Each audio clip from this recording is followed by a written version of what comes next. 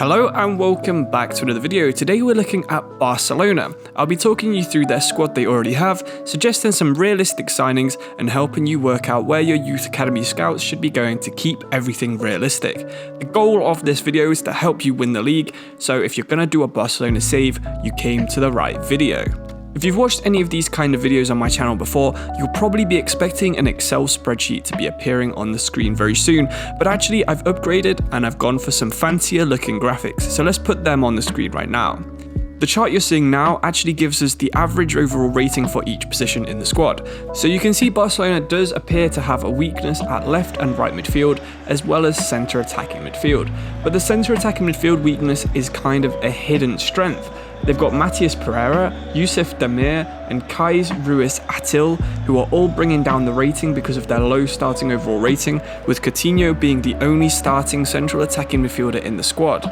You might not be able to tell, but the actual areas Barcelona need to strengthen are at centre-back, central defensive midfielder, right-back, left-back, and striker. Let's look at the defence and have another look at another graphic.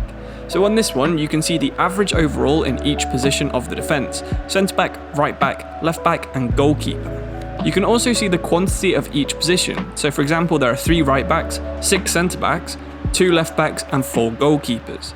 The 6 centre-backs figure means you don't really need to strengthen here, especially with the potential that these players already have. Ronald Araujo and Eric Garcia are definitely got the ability to be better than PK is now. Mingueza isn't that bad, but you have also got Umtiti and Longley to play alongside PK until he retires. You can't really see Umtiti getting that much better, and Longley again is nearly at his potential, so you're going to either have to develop Araujo or Garcia, or sign a replacement backup centre-back. I'll suggest one of these at the end of the video, so stick around until then if you want to strengthen your centre-back. I don't need a graphic to display this one, because as central defensive midfielder you actually only have one player, and that is of course Sergio Busquets. Now if you want to use him, fair enough, he is a really good player and he is pretty important to the team, but he is old and he is pretty much your only central midfielder in any position who can defend.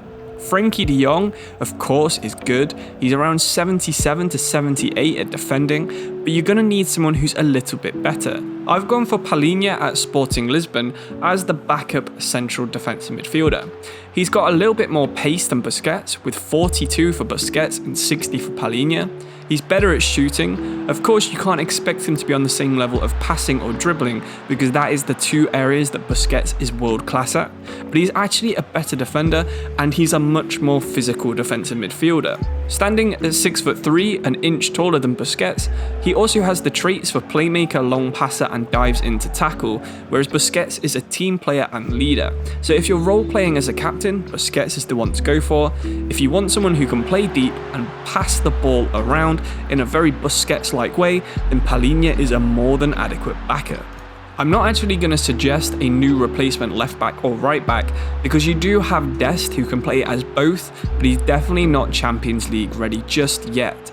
If you do want a backup for Alba, then feel free to go for a random player from the Spanish league, but I can't actually really suggest this as a place to improve because you do have a limited budget, and it would be a bit smarter to go for either a centre back or maybe a central defensive midfielder like Palhinha, while still trying to improve Serginho Dest. So that's the strengthen area of the video done. If we look at their tactics in real life, you'll see they actually play a 4-3-3. They have Marc-André ter Stegen in goal, Dest and Alba at fullbacks. They have Garcia and PK playing in centre-back, Busquets, Pedri and De Jong in midfield, with Depay being paired with Coutinho and Demir in the most recent match.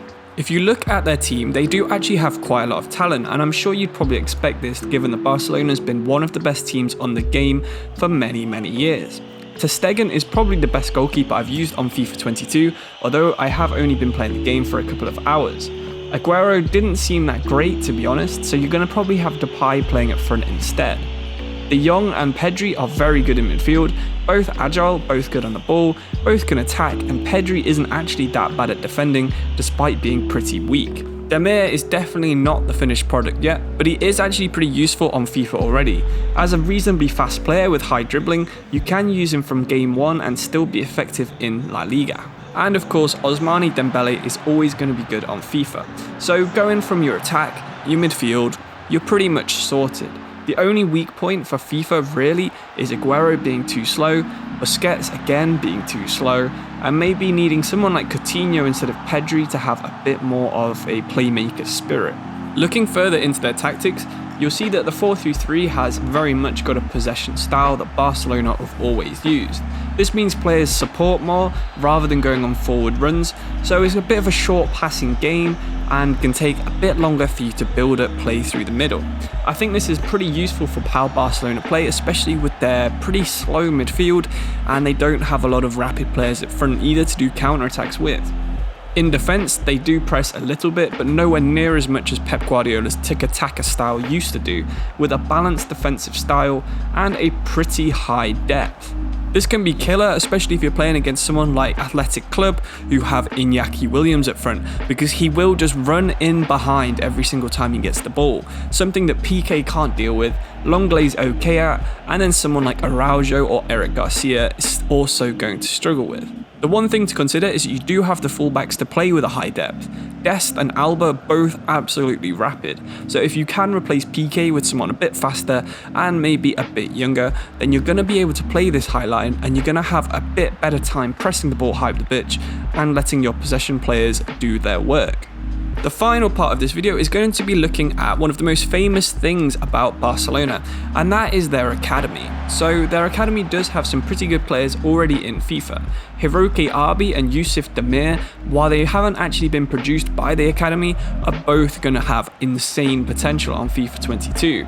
Alex Balde again is playing in real life at left back, with other good players such as Matias Pereira and Nico Gonzalez both having first team appearances this season. For your youth scouts, you're going to mainly want to focus on Spain, of course, but they do have a pretty good reputation of finding players from Brazil. Even if they aren't quite Neymar level, players like Kerrison have come through their academy. They of course have a bit of a reputation for looking in Argentina as well, but then more historically I would look for maybe Holland or an Italy or a Japan, where they do have quite a good reputation of finding young players and bringing them through. Overall, I think Barcelona would be a fun challenge to either fully rebuild or maybe just try and get enough funds to finally sign Messi back from PSG at the end of the first season.